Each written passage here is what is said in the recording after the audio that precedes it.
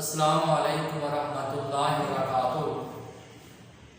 دوسرے باب کا دوسرا لانگ کویسچن روزے کے متعلق ہم پہلے نماز کے متعلق بیان کر چکے ہیں اور اس سے پہلے باب کے سارے لانگ کویسچن اور شارٹ کویسچن بیان کر چکے ہیں۔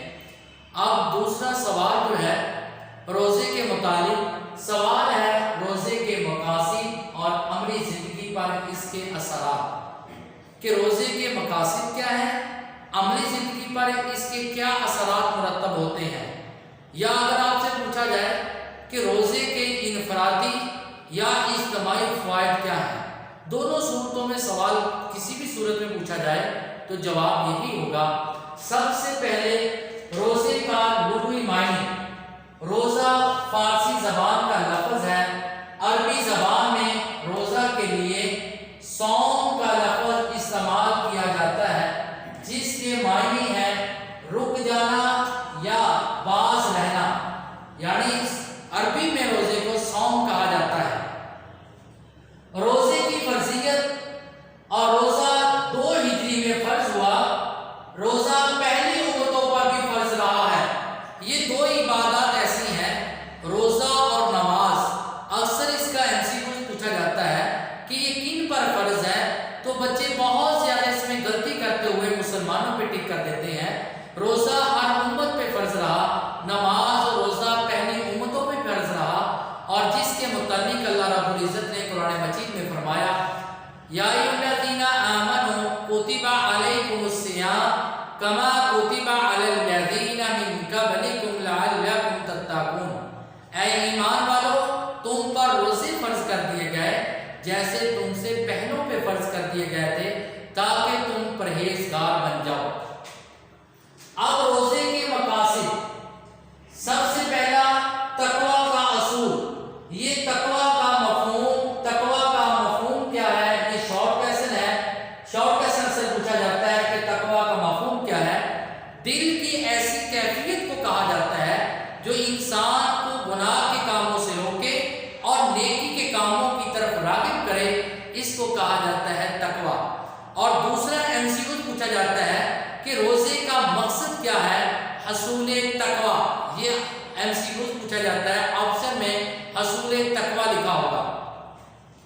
قرآن پاک کی آیت ہے لعلکم تتقون، سورۃ البقرہ میں آیت نمبر 183، ترجمہ تاکہ تم پرہیزگار بن جاؤ، روزے کا مقصد حصول تقوی تاکہ تم پرہیزگار بن جاؤ۔ اور دوسرا جو مقصد جس کو انفرادی فوائد بھی کہا جاتا ہے، دوسرا مقصد جو ہے ضبط نفس۔ ضبط نفس کا معنی ہے خواہش نفس پر قابو پانا۔ حدیث پاک ہے روزے کو خود پر لازم کرو کیونکہ اس کے مثل کوئی عمل نہیں۔ سنن نسائی میں یہ حدیث موجود ہے کہ انسان کو سب سے بڑی چیز جو برائی کی طرف مائل کرنے والی ہوتی ہے وہ انسان کی خواہشات ہوتی ہیں۔ جس وقت انسان اپنی خواہشات کو پوری کرنے کے لیے ناجائز خواہشات کو گناہ کرتا ہے، برائی کی طرف مائل ہوتا ہے، اب انسان کی خواہشات کو برائی اور گناہ سے روکنے والی اور ان پہ قابو پانے والی وہ روزہ ہے، جس کی وجہ سے انسان ہمیشہ کے لیے گناہوں سے رک جاتا ہے اور انسان اپنی خواہشات کو اللہ اور اس کے رسول کے تابع کرتا ہے۔ اس کے بعد اخلاقی برائیوں سے اجتناب، حدیث پاک ہے ترجمہ اگر کوئی شخص روزہ رکھ کر بھی جھوٹ اور غلط کاریوں سے نہیں بچتا تو اس کا کھانا پینا چڑھانے سے اللہ کو کوئی دلچسپی نہیں، صحیح بخاری کی حدیث ہے۔ تو لہٰذا اخلاقی برائیاں، جھوٹ ہے، غیبت ہے، چغلی ہے، چوری ہے، یہ تمام کی تمام اخلاقی برائیاں ہیں۔ نبی صلی اللہ علیہ وسلم نے فرمایا جو انسان روزہ رکھنے کے باوجود بھی اخلاقی برائیوں سے باز نہیں آتا تو اللہ رب العزت اس کے ان تمام جو اس کا بھوک کو برداشت کرتا ہے، پیاس کو برداشت کرتا ہے، وہی اس کو اذیت پہنچتی ہے، ثواب سے اس کو کچھ حاصل نہیں ہوتا۔ اس کے بعد گناہوں کا خاتمہ، حدیث پاک ہے ایمان اور احتساب کے ساتھ رکھے گئے روزوں سے پچھلے یعنی پہلے تمام گناہ معاف ہو جاتے ہیں۔ الحدیث، اگر حدیث ہے، آپ کو حدیث کی کتاب یا اسی طرح قرآن کی آیت ہے تو قرآن کی آیت میں اگر آخر میں القرآن لکھ دیں تب بھی ٹھیک ہے، حدیث لکھ دیں الحدیث تب بھی ٹھیک ہے۔ قرآن کی آیت میں القرآن، حدیث کے آخر میں الحدیث لکھا جائے گا۔ تو لہٰذا روزہ رکھنے سے انسان کی زندگی کے پہلے سارے گناہ معاف ہو جاتے ہیں۔ اب روزے کے فضائل، پہلے نمبر پہ روزوں کا ثواب، یہ کتاب میں ہیڈنگ بھی موجود ہے اور حدیث بھی موجود ہے کہ روزے کا ثواب کیا ہے، یہ شارٹ ورژن بھی ہے۔ تو لہٰذا نبی علیہ الصلوۃ والسلام نے فرمایا کہ رمضان کے مہینے کیا جانے والا کوئی بھی عمل اللہ تعالیٰ اس کو 10 سے لے کر 700 گنا تک بڑھا دیتا ہے۔ یہ MCQs ہے، 10 سے لے کر 700 گنا تک بڑھا دیتا ہے۔ لیکن روزے کی تو بات ہی کچھ اور ہے۔ پیغمبر علیہ الصلوۃ والسلام نے فرمایا کہ قال اللہ تعالیٰ، اللہ تعالیٰ فرماتا ہے الصوم لی وانا اجزی بہ، کہ روزہ تو خاص میرے لیے ہے، اس کی جزا بھی اللہ تعالیٰ اپنی مرضی سے جتنی چاہے گا عطا کرے گا۔ دوسرے روزے کا ثواب، یہاں پہ کتاب میں حدیث لکھی ہوئی ہے من فطرہ، من فطرہ سے پہلے یہ ہیڈنگ آئے گی روزہ افطار کرانے کا ثواب۔ جو انسان کسی کو روزہ افطار کرواتا ہے اس کے متعلق 3 نبی علیہ الصلوۃ والسلام نے حدیث میں انعامات فرمائے ہیں۔ پہلے نمبر پہ یہ ہے کہ اس کے گناہ معاف کر دیے جاتے ہیں، دوسرے نمبر پہ اس نے اپنے آپ کو جہنم کی آگ سے آزاد کروا لیا، اور تیسرے نمبر پہ اس کو اتنا ہی ثواب ملتا ہے جتنا روزہ رکھنے والے کو ملتا ہے اور جس کو روزہ افطار کروایا ہے، لیکن اس کے ثواب میں کمی نہیں آتی۔ روزے کے عملی زندگی پر اثرات یا روزے کے اجتماعی فوائد اور کلیکٹیو اجتماعی فوائد کیا حاصل ہوتے ہیں؟ سب سے پہلے غریبوں کا احساس۔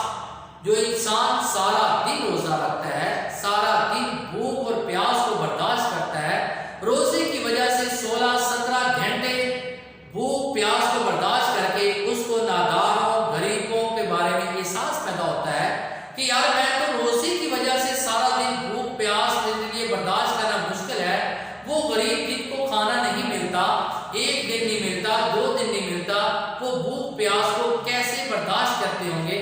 لہذا انسان کو اس وجہ سے بھوک اور پیاس کو برداشت کر کے غریبوں کا احساس پیدا ہوتا ہے۔